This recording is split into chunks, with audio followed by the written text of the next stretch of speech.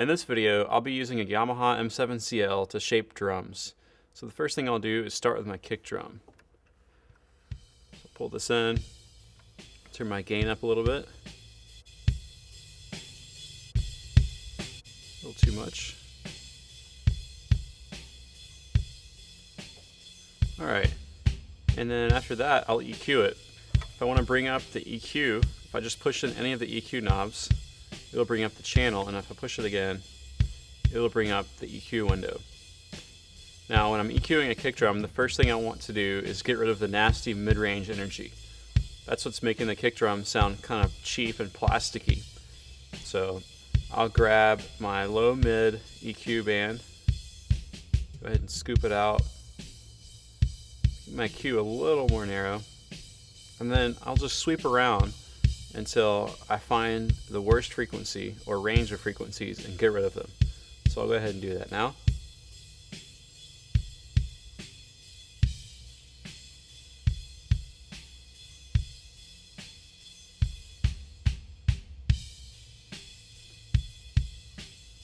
Now I can do a little more drastic cut while I'm trying to find this frequency.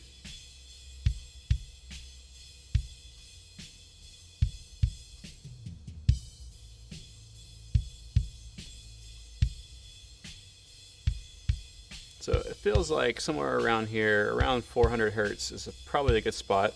Now you can also boost this frequency and then sweep around and find what sounds worst and then take that away.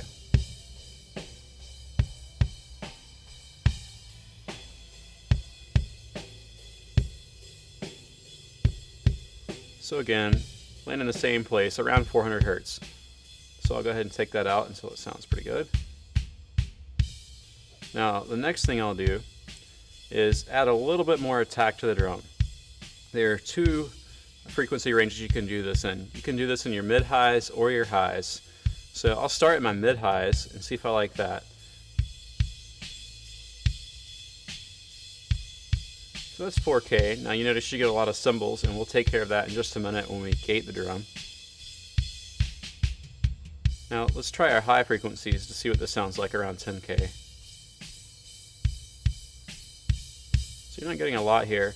Now you'll also notice that this is a shelf, so it turns everything up above the frequency I have selected. If I want to turn this off, if I just touch there, now it's a bell curve, so I can control the Q.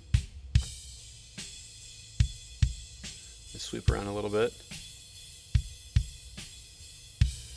So I think I'm liking the mid-highs a little better, so we'll do that. Sweep around, we'll go narrow. Sweep around a little bit. So for this drum, I'm liking this around 5 or 6K.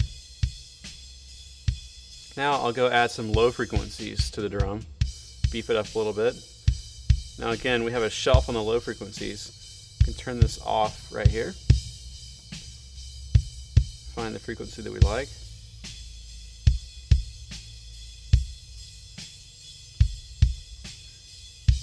Now you see by adding this, I'm now clipping the console a little bit at times.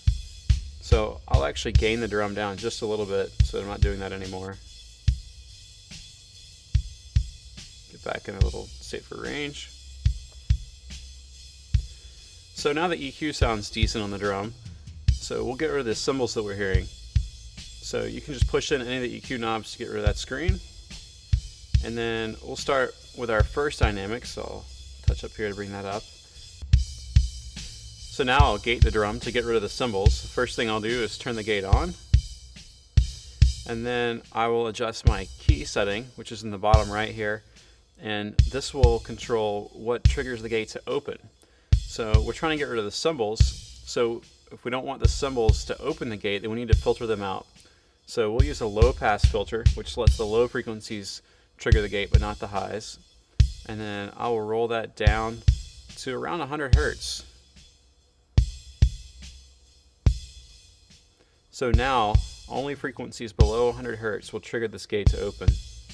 So what this will also allow me to do is lower my threshold so that even if the drummer hits soft, it will still open the gate. I'll take this down.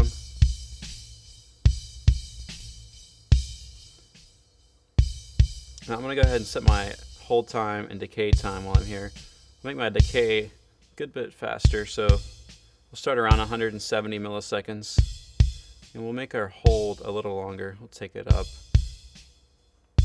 around 30, and our attack is all the way fast. This is what we want. We want the gate to open very quickly.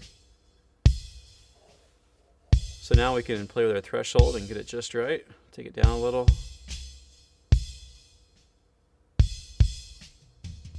So there you hear the toms open just a little bit, so we'll take it a little higher.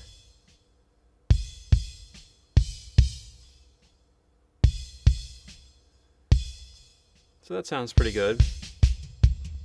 Now our range is something else we can play with.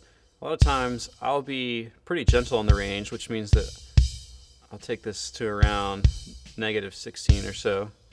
And what this does is it doesn't let the gate close as far. You see on the gain reduction meter here, it's not going all the way down now. If I take my range higher, you see the gate closes more. You hear the cymbals completely go away. If I take my range back to around -16, -18, you hear the cymbals are still there a little bit. Now this can do a couple things. One is it makes it sound a little more natural at times, and it also helps the gate to open faster because it's not closed as far. So it's almost like a physical gate on a fence or something, where you can open the gate faster if it's already open a little bit. So a little less range to move. So that sounds pretty good on the gate on the kick drum. So I'll go ahead and close that, and I'll actually play with compressing the kick drum a little bit. So we'll use our second dynamics channel to do this, and the compressor's already there. So I'll turn this on. Now, when I'm compressing a kick drum, most of the time it's to shape the sound, not necessarily just to control the volume of the drum. So to do this, I'll use my attack and release settings to change the sound of the drum. And what I'm going for is a punchier kick drum sound. I want to take out some of the resonance. So in order to do this, we'll use a slower attack time and a little faster release to do this, so that the first part of the kick sneaks through the compressor and doesn't get compressed, but then the compressor will compress the resonance of the drum a little bit.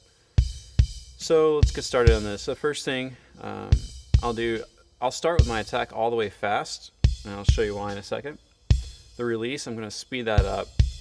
We'll start closer to 100, and my ratio, I'll take that up a little bit. We'll start 4 or 5 to 1. Alright, so now I'll start lowering my threshold until we get some compression. Alright, so you hear that the compressor is pretty much killing the kick right now. Don't have much attack at all. So now we'll start to slow this attack setting down to let the kick sneak through a little bit.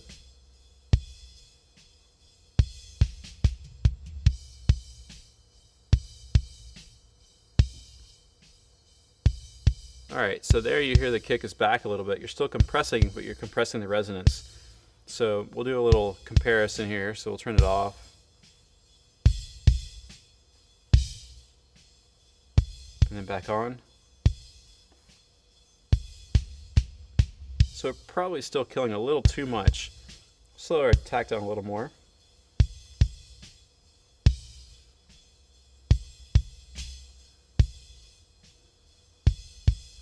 I'll actually lower my threshold a little, up the ratio a little bit. Now let's compare that.